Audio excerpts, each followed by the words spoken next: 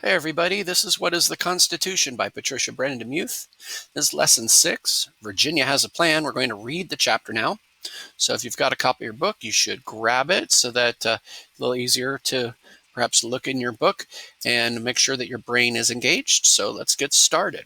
So we're reading the chapter. So we've already previewed it. Now we can look at the text and try to figure out what's exactly going on. So I'll remind you about, we've employed these reading strategies before, but these bottom two stand out to us. One is to back up and reread when we run into something that we're uncertain about. And then we don't have a set of questions that we've been handed, but if there are questions to answer, read the questions first, but no. So if there isn't a question, make one from the title of the section. Virginia Has a Plan becomes, what is Virginia's plan? So let's try to keep that in mind as we're reading the chapter together. All right, so if you can turn in your book to page 28 or follow along as I read to you here. Chapter 3, Virginia Has a Plan. I wonder what that plan is. For the next 4 months, delegates walked or rode each morning to the State House. Before going inside, they were stopped by prisoners begging at the jail just behind it.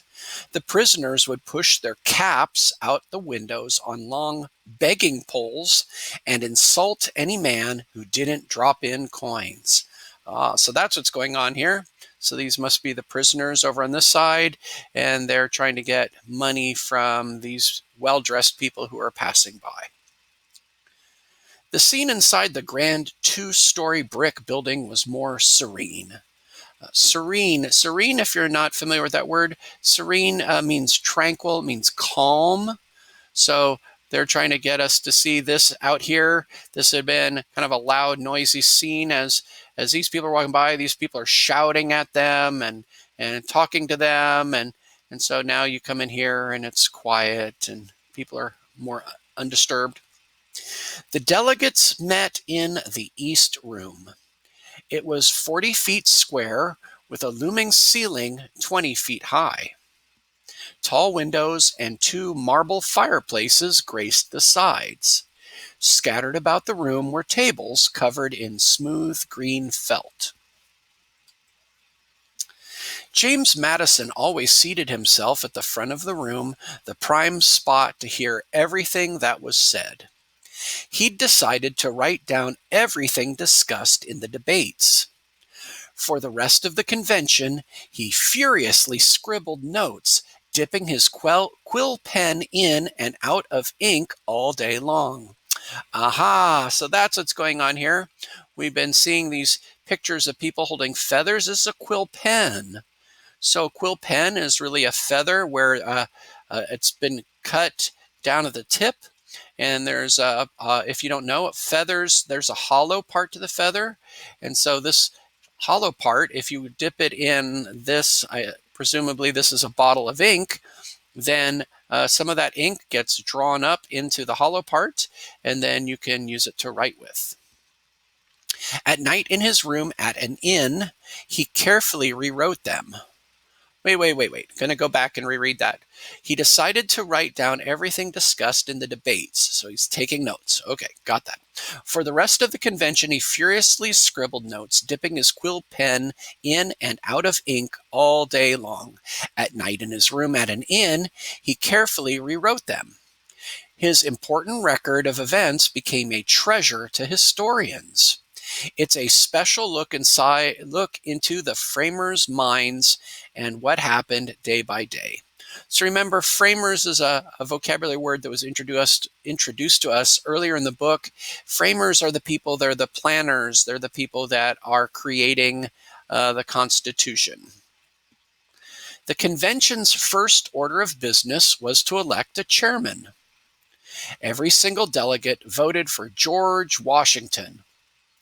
Washington stepped to the front of the room and took his seat on a low platform facing everybody else. For the rest of the convention, he would say little. His job was to keep the meetings on course. And so that's why he's got that gavel. So if they start yelling, he can bang the gavel on the table and say, "Order, order," or something like that.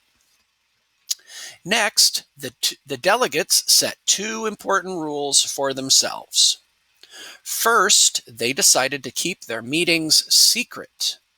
No one was to breathe a word about the convention outside the room, not even to family or friends. To enforce the rule, a guard was placed outside the door, and the windows were sealed shut. During the hot, steamy summer ahead, framers sweated in coats and vests.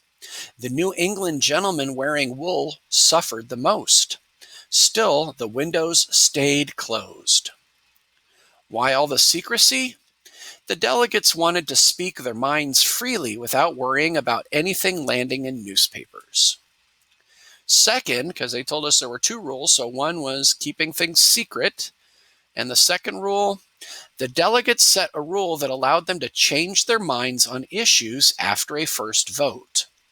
Some questions, such as the number of congressional seats per state, were so difficult that delegates needed to debate them over and over.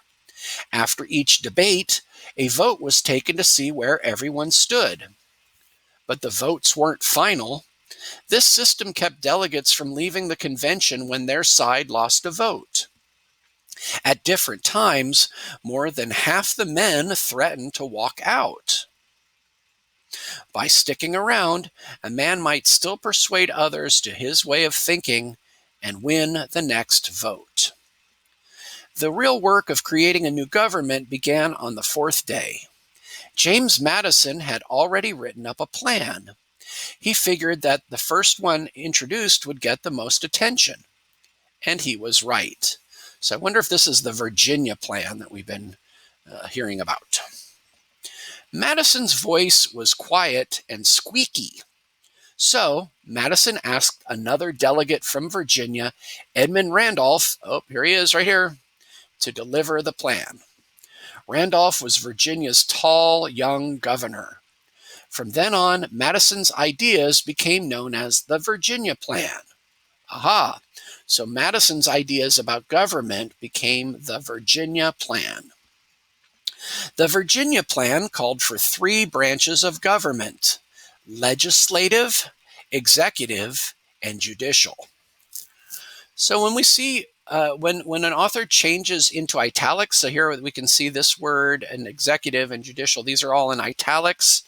This is the author's way of trying to tell us, hey, these are really important words. In fact, they might be new to you, so pay attention. So let's continue reading and see if we can kind of figure out what's going on with these words. The legislative branch, so I'm guessing we're going to find out more. These are going to get explained to us by the author. But if this was my copy of the book, I would make a note. I'd highlight these words or I'd underline them or something so that I could find them again because they look like they must be important. The legislative branch, the Congress, so legislative branch is the Congress, was made up of elected members. It would make the laws for the nation. So the word legislate is in legislative, and that means make the laws. It would make the laws for the nation. Congress was to be split into two groups or houses, a bigger one and a smaller one. Today, the bigger house is called the House of Representatives. The smaller house is the Senate. The executive branch, so there's executive there, so now I'm going to explain what that is. The executive branch, headed by some kind of president, would carry out the laws. And the judicial branch, led by a Supreme Court, was to interpret the laws, deciding whether or not they were fair. All right, so to go back, legislative then are the people that make the laws. Executive, that's the folks that carry out the laws. And then judicial refers to people who interpret the laws, deciding whether or not they were fair. Let's continue. What was the point of having three different branches? Madison thought that with different duties spread out, no single branch could ever seize too much power. The other branches would be able to step in and stop that from happening. This system of controls is known as checks and balances. So that's a very famous phrase, and that's why it's got quotation marks around it. This system of controls, so again, what is that? It's No single branch could ever seize too much power. The other branches would be able to step in and stop that from happening. This system of controls is known as checks and balances. When Randolph finished reading the Virginia plan, no one seemed too upset. ... At least not until he explained the plan in his own way. Randolph used the explosive word national. And we see another word in italics. So let's see why did that make people upset? Soon his meaning sank in. A national government would undercut the power of the states. In the Congress that the Articles of Confederation set up, members had answered to state governments. Utter silence fell over the room when Randolph sat down. One long minute passed, then another, as delegates sat stunned. Only a few of them had considered creating a new national government. Most had come to the convention expecting to revise, which means change, revise the Articles of Confederation, not scrap them altogether. Finally, the silence broke and the arguing began. It wouldn't stop for weeks. So before we leave this, think again. We heard about Virginia's plan, what that plan was. So what is Virginia's plan? Can you put that into words?